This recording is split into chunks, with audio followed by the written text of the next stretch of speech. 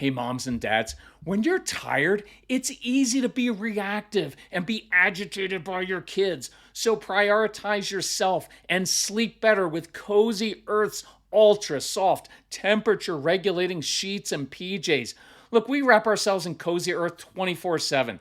Make sure you use our special code for 40% off. These Cozy Earth bamboo sheets make a huge difference for us. These are the softest, coolest, most luxurious sheets you will ever own. We fall asleep quicker, we stay in that deeper sleep, and we just feel more refreshed in the morning. We've also noticed, look, at night when we change into our Cozy Earth pajamas and just casual wear, it kind of invites us to settle into sleep mode. And it's risk free. Take 100 nights to decide with the Cozy Earth sleep trial. And every Cozy Earth bedding product comes with a 10-year warranty. Visit cozyearth.com/calm and use my exclusive code CALM for 40% off best-selling sheets, towels, pajamas, and more.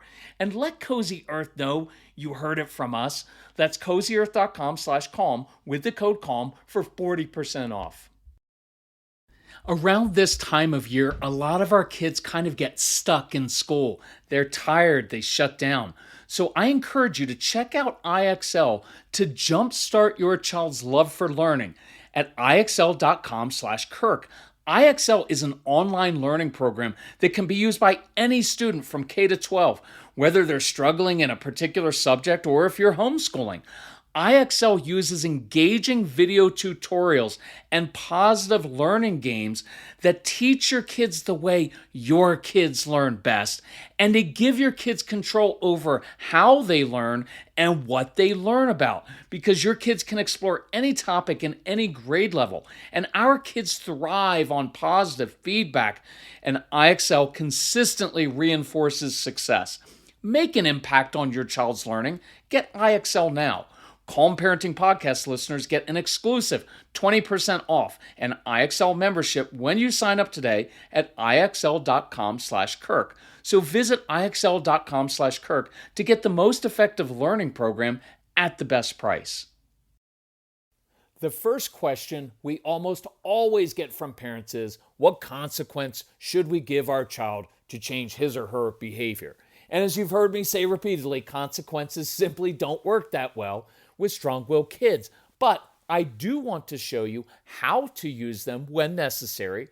I want to show you some alternatives and answer this question we've been hearing a lot.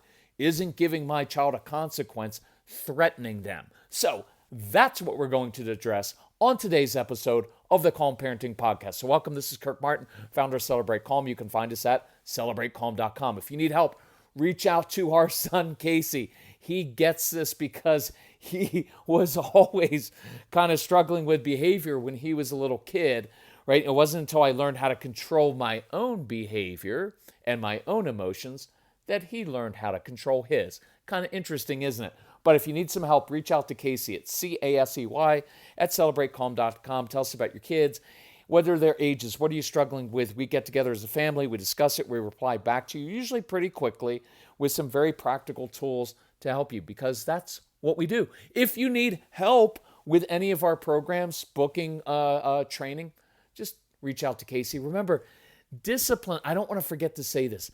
Discipline means to teach, right? This literally means to teach. And good discipline over time will lead to a closer, more trusting relationship with your child. So those are our end goals as we dive into this, right? And if you want a suggested program to listen to in the Calm Parenting Podcast, it would be one that's called this. This title is Discipline That Works When Consequences Don't. And you can find that at celebratecalm.com. So here's the question. Isn't giving consequences threatening my child? And so I want to address that first, and then we'll discuss the larger issue of whether consequences are effective and what are the alternatives. So my initial response to that question is twofold. One, bravo to our little kids who are like attorneys, cops, and judges all rolled into one for turning this around on their parents. Well done, because you can hear it like, you're threatening me. Well done, kids. I know you're trying to manipulate your parents, right? And my second question is, why are you allowing your child to manipulate you into thinking that, right? These are really smart kids, but I don't want you to give in to that. So let me quickly address this. The answer to your question is no. Giving a consequence is not threatening your child. And I'll demonstrate shortly why it's not my favorite discipline tool, but you should also not be afraid to use it. Why? Because in the course of your everyday life, you are faced with potential consequences from authority figures constantly, and consequences which are really just, right? It's just you do something and there's either a positive response or a negative response, right? We don't even have to use the word consequences because that's so loaded with different meanings. But every day, throughout your day, you're going to have different choices you make, and it leads to either a positive outcome or a negative outcome. And it doesn't even always involve authority figures, right? Just think about this. When you're driving to school or work, on every single road, there is a speed limit posted. Is the authority figure threatening you with a speeding ticket? No. They simply are saying, we care about public safety, so if you speed, we promise you will pay a hefty fine. And they draw distinctions as well. We also care about the safety of children and construction workers, so if you speed in a school or construction zone, your fine will be doubled, right? Am I indignant at their threat? No. It's just how life works, right? I just drove over 5,000 miles back and forth from where we live to Florida, Alabama, Mississippi for a work trip. Look, I don't always like authority figures, and sometimes they do things because they're control freaks. But I took my chances going well above the speed limit on the wide open roads in Wyoming, Idaho, Nebraska, and parts of Missouri. I knew the consequences, and I decided it was worth risking that in these places because I can make up a lot of time there, right? But I always went the speed limit in school and construction zones, partially because the fine was doubled and partially because I'm not that much of a selfish jerk, right? Right? If a police officer, okay, let's say when the police officer pulls me over, thankfully not on this past trip, and says, I clocked you with radar going 12 miles above the speed limit, I'm going to give you a citation and fine for that. What if I said to him, are you threatening me, officer? No, that would be absurd. He's simply keeping the promise given by the state, right? Look, Casey is now general manager of a large catering company. When a staff member doesn't show up on time for work routinely, guess what the natural consequence is? That person doesn't get paid for the full shift and doesn't get asked to work at other events. What if that employee marched up to Casey and said, are you threatening me with consequences? Right? You'd hopefully kind of laugh at that and say, well, it's kind of an entitled employee, right? The employee should have the humility to say, I have proven that I am unreliable, therefore it makes sense that my employer would not entrust me with future shifts, right? And stop blaming this on everybody else, right? What an employer says is, if you show up for work on time and perform with just basic competence, I promise I will pay you. Or you could say, your consequence is that you get paid. See, there are positive consequences as well. They also say, if you show up early every time and go above and beyond, then your consequence is that you will probably earn more and be given more hours because we can trust you. Look, it's football season. If an NFL linebacker hits the quarterback illegally, that linebacker will cost his team lost yardage, right, with the penalty and face a fine and possible suspension. Is the NFL commissioner threatening football players with a fine? No. They're saying we value keeping our quarterbacks safe because that's how we get higher ratings. So if you do anything that could remotely injure our star players, the consequence for both your team and you individually will be severe. And it tends to work. And I'll demonstrate one more just to show the absurdity of this question. What if your doctor said, well, you have high blood pressure in your family. If you continue to eat fatty foods from bad sources, if you consume a lot of fried foods and don't get any exercise, you will experience negative consequences with your heart, your immune system, and with your health, right? Now, is a patient going to say, like, are you threatening me, doctor? No, he's telling you how life in the human body works. Watch this so you can have clarity and feel empowered to make different choices so that you can be successful with your health and in your life. Think about that. When you're very clear, when you keep your promises with no drama, and I'm going to show you how, you're providing clarity about expectations in your home. See, when you don't keep your promise, then you're confusing your child. You're also empowering your child when you give him or her tools to make different choices that will lead to a more positive outcome in life. Right? The appropriate thing for my son to do in his catering job is to teach these younger people, he's pretty young himself, but to teach them what I taught him, which is, hey, I want to show you how to be successful here. Here's what I value. When you show up on time, and I don't have to worry about you showing up, and when I can trust you with more responsibility, man, I'm going to pay you more, and you're going to get more hours. See, he's providing clarity.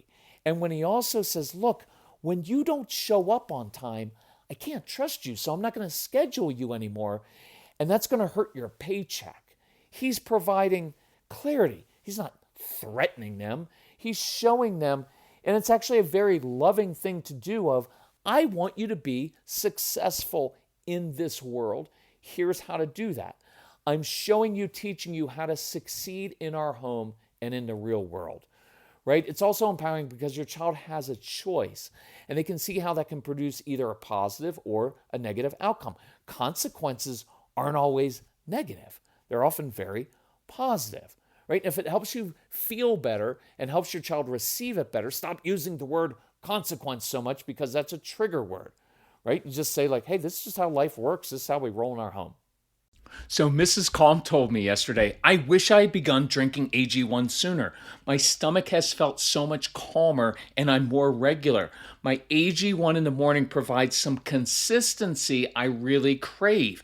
And that's one reason I love my AG1. It's an easy, healthy daily routine. No messes, no blenders. We put 1 scoop of AG1 into a bottle of water, shake it up, and start our day with 75 vitamins, probiotics, prebiotics, and whole food sourced ingredients. Check out a special offer at drinkag1.com/calm. Look, I've got more energy, better mental clarity, and AG1 supports my immune health. And that's why I've been partnering with AG1 for so long. Be an AG1 couple like us. AG1 is offering new subscribers a free $76 gift when you sign up. You'll get a welcome kit, a bottle of D3 and K2, and 5 free travel packs in your first box. So check out drinkag1.com/calm to get this offer. That's drinkag1.com/calm to start your day with a win. Now, on to more important concepts. So, I have said 1,000 times, probably thousands of times, that consequences don't work that well with strong-willed kids. They simply don't care. And usually consequences don't address the root of the issue, right? Sometimes it might be anxiety, right? And they don't always teach the child a different way to handle the situation the next time. We just take away something for misbehavior, which lets them know this is wrong. But they already know what they're doing is wrong, which is why they lie so often. They lie to avoid the consequence, the negative one. But the tragic part is that we associate consequences with discipline. But discipline means to teach. And sending a child to his room or taking away his screens doesn't teach him how to make a different choice next time. You're merely trying to persuade him to do it differently so he doesn't lose something he likes, right? That's not the greatest motivation, right? It's kind of like saying, well, if you don't do this, you go to hell. Well, that completely negates the idea of a relationship and actually wanting to be with someone, right? Instead, we're saying like, here's a harsh consequence. Well, that's right. That hasn't worked all that well either. Right? So consequences have limited value and effectiveness. There are better ways to discipline. See, you can actually teach and show your child a different way. One of my favorite things to do with younger kids is to role play situations, which in itself is kind of a brutal punishment, right? Because nobody wants to role play. But it's extremely effective. Very quickly, I wasn't going to do this, but this is off our Discipline That Works program, right? With little kids, they mess up. They walk into a room, they mess up. I say, hey, two options here. Do you want the negative consequence? Or we can rewind and replay. And what happens is younger child has to rewind, which means they walk backwardly. They work backwards, right, out of the room, which is kind of fun for a little kid. They work backwards, and then I role play and show them here's a different way to handle that situation. With our little kids, we had so many kids we had 1,500 kids come in our home, and they would almost every day they would mess up something, right? And I'd hear them come into the room, and they'd take someone else's Legos. And obviously, that didn't work well for them. So I said, okay, so here's what we're going to do. We're going to practice this. I'm going to be building with Legos on the floor. Here's how I want you to do it. Instead of coming in and grabbing my Legos, right? Instead, come sit down next to me. Sitting next to people doesn't provoke a defensive response. And you could say, hey, your Legos are really cool. Could we play with them together? Or could I use some of them myself? I want to build an airport. Or do you want to build something with me? And I'd physically have them do and say that. So instead of saying, hey, cut it out or else, I'm showing them how to do it, right? That's role playing, that's teaching. So whenever I hear from parents that their kids are always in trouble or they're on red on the behavior chart at school, that means we're failing that child, right? If your kid's always on red on the behavior chart, by the way, I've done a podcast on that recently, and I hope you will look that one up to help teachers in school. But those red, yellow, and green behavior charts don't work because your child begins to internalize, I'm never getting to green.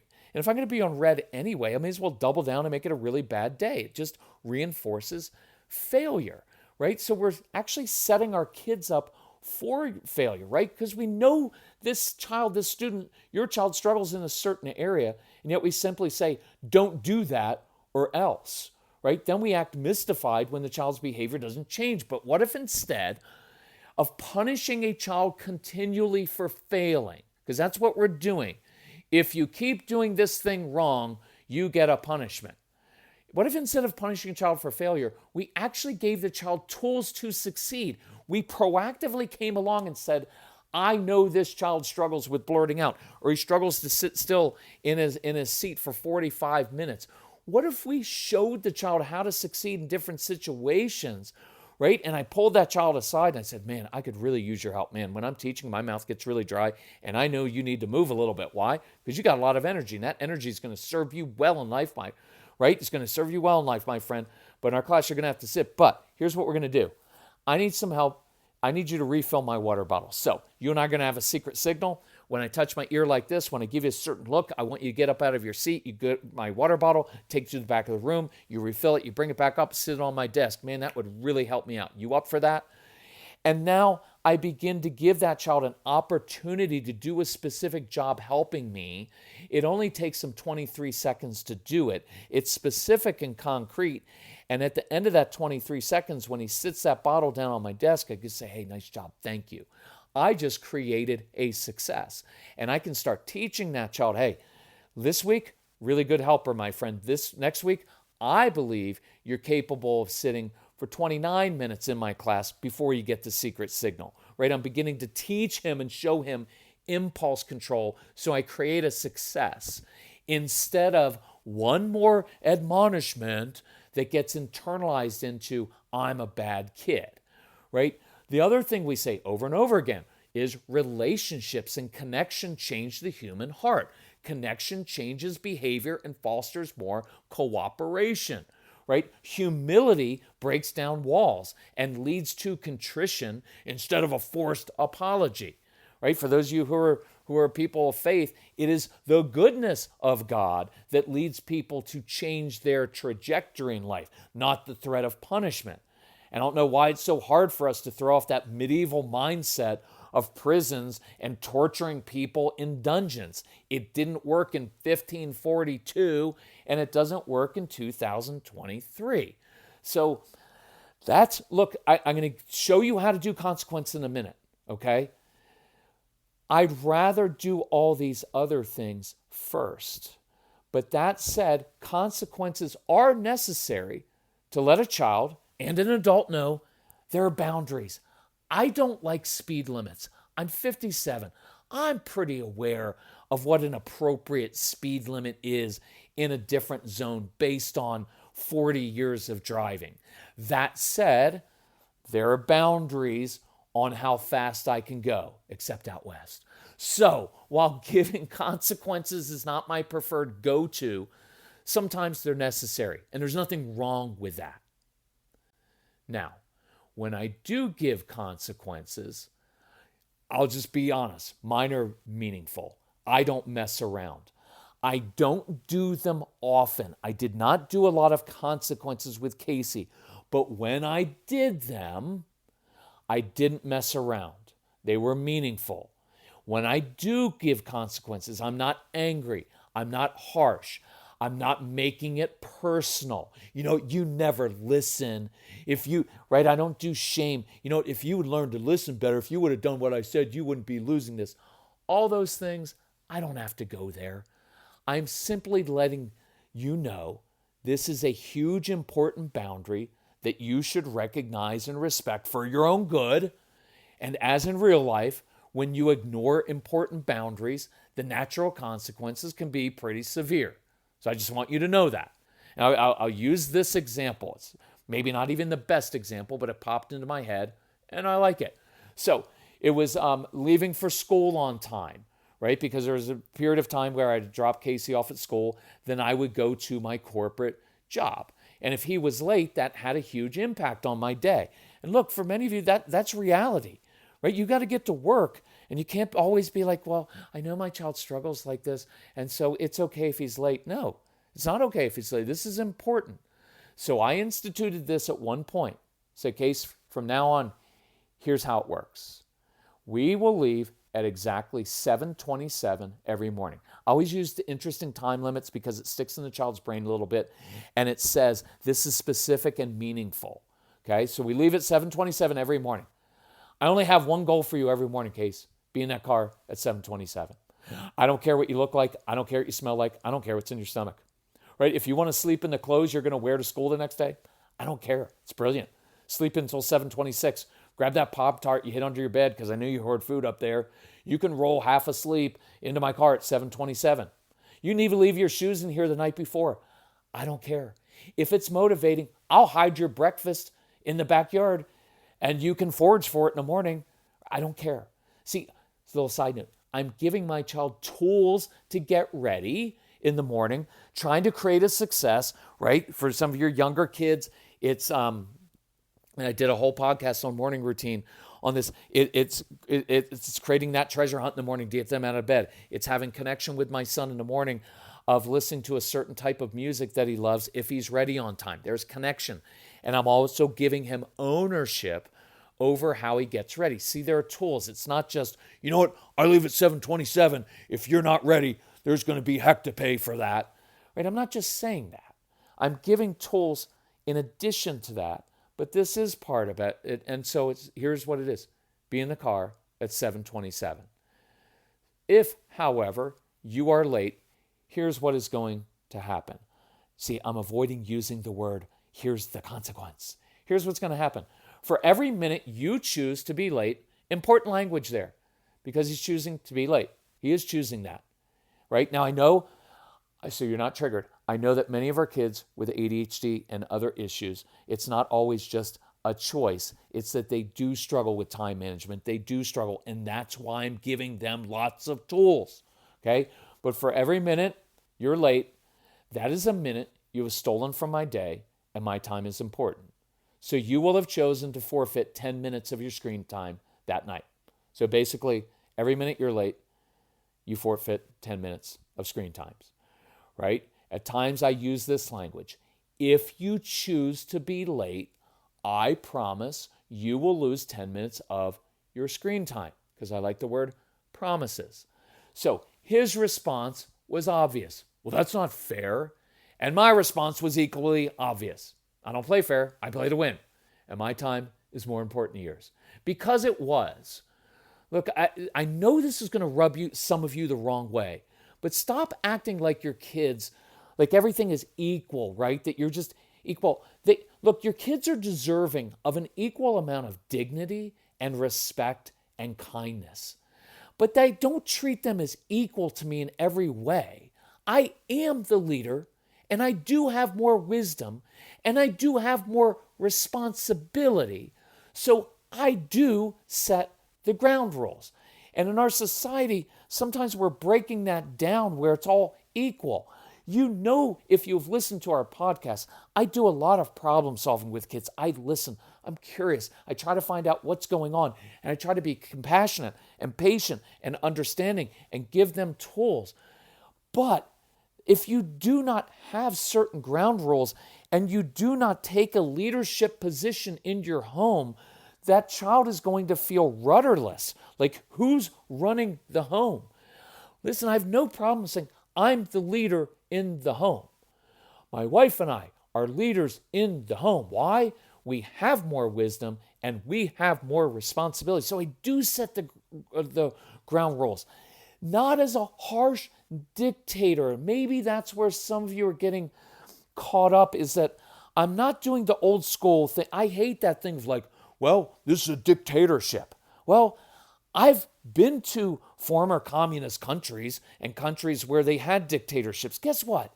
It didn't work all that well. So I don't walk around with that old school, well, I'm the dad in the home, I'm the dictator. No, that's just immature, right? I don't think God, for those of you who are religious, walks around, well, I've created the universe, I'm the dictator. I think what draws people to God is the humility that is expressed, right? It is the patience and the compassion, right? I have no problem being the authority figure in my home. It's just that my concept of what a good authority figure has changed from what I learned from my dad, which was my way or the highway, fear and intimidation, to no, I lead with humility and compassion, right? But think about this as a wise guardian of our family's life, right? I do have boundaries. I do have very clear expectations. And I don't mean this to sound flippant, but if you're not comfortable with that role, then please don't be a parent, because it is not fair and it is not kind to kids to not let them know about guardrails in life. So, the first morning after this, he rolled into the car at 7:30. I held up my phone to show him the time. It was 3 minutes late, and here's what he said. Seriously, Dad? I'm only 3 minutes late. That's good for me. And I said, well, that's progress, son. But you just chose to lose 30 minutes of your screen time tonight. And what was his response?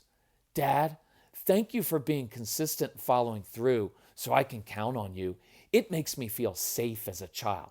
Yeah, that's not what he said. Of course not. He went right for the jugular because that's who my strong-willed son is. This is the stupidest thing I've ever heard of. You're supposed to be a parenting expert. Why would anybody listen to you or buy your stupid programs? Yeah, he was awesome like that. So guess what? The car ride to school that day, not so pleasant. When we got to his school, did he hug me or tell me to have a good day? No, he slammed the door and stomped off, knowing that was a big trigger of mine. And then I couldn't react because the headmaster was right out in the carpool line and I was supposed to be the calm guy. So, look, the truth is, I didn't react on the entire car ride. Did I have a right to react when he was saying disrespectful things to me? Of course I had the right to. But I also know this. He wasn't mad at me. He was mad at himself. And part of what I wanted to do was show him how to be responsible and successful at this, not beat him up or have himself beat himself up. And here's the other point. I'm also a grown adult. He's a kid. He's venting because he was held accountable. So I expected him to be upset. He knew it was wrong to say those things. And I'm also mature enough not to take the bait from a frustrated kid and escalate things. So stop taking everything so personally, right? And chill a little bit. So that night, I get home. I remind him with a concise, even language, hey, just wanted to remind you, turn off your screens 30 minutes early. And I walked out of his room. Why? So I didn't have to hear his grumbling so loud and for him saying, seriously, seriously, you know how your kids say that in a disrespectful way? Makes you want to twist their mouth off their face, right? Seriously? By the way, quick side note. So Casey owns his own home now. And so when he was a kid, his room was a disaster. He was not that neat and clean. If you come to Casey's house, guess what you have to do? You have to take off your shoes when you enter his house. Why? Because he doesn't want dirt tracked in. Why does he care about now? Because he owns his own home. And ownership is a big deal for strong-willed kids. So the first time he told me that, Dad, you got to take off your shoes, you know what I said? Seriously? Seriously? In the same tone. Why? Because he's a grown kid now. He's a young man, and we have fun with it. But it's kind of fun. Anyway, so my son got the point. He got the point. Later that night, I walked in and I asked him about something he was interested in. Why? Because that's connection, right? And I offered another tool for the morning, right? Totally up to you, but if you want to load up your stuff in the car tonight, it might help you in the morning. And we actually discussed some different ways to get ready more quickly in the morning. So we ended the night bonding over something he enjoyed. We ended up problem solving instead of it just being ending the night. You know what, kid? Remember, 7:27 tomorrow morning. If you're not ready on time, you're going to lose, right? So pretty quickly, he learned this. The 7:27 rule was just set in stone. He learned that I keep my promises, and he can count on me to keep my word without drama, without lectures, without making it a huge deal, without making it worse. And I think for some of you, that's the huge key, is not talking so much, not lecturing. When I discipline, it's short and sweet. There's no drama. I'm not making it into a bigger deal than it needs to be. I'm not projecting into the future. You know what? If you can't learn how to be on time in the morning when you're 7 or 9 or 12, you're never going to be able to keep a job. Stop all that stuff, right? If you listen to that Discipline That Works program, you're going to get this main point, and it's this.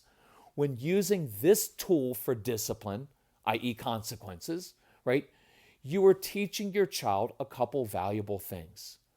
I simply do what I said I was going to do. See, that makes me trustworthy. And I never make it personal. I'm not angry or mad. I'm just very clear. And I change the language, right? The traditional thing is like, you need to enforce consequences to, I'm just keeping my promises to you. See, I promised you if this happened, this would be the result. And I promise if you handle it this way, this would be the result, right? So you're keeping a promise you made to your child. See, it's the kind thing to do. It's the trustworthy thing to do. And when you discipline this way, you're teaching your child how to succeed in your home and in life. You're providing clarity so your child knows what to expect, and you're being trustworthy and reliable, and you're actually empowering your child to succeed with different tools and different choices. But know that consequences are not usually the most effective tool. I'd rather give my child tools to turn off their video games on time, right? I'd actually practice teaching self-control in different ways. See, that's true discipline because you're actually teaching.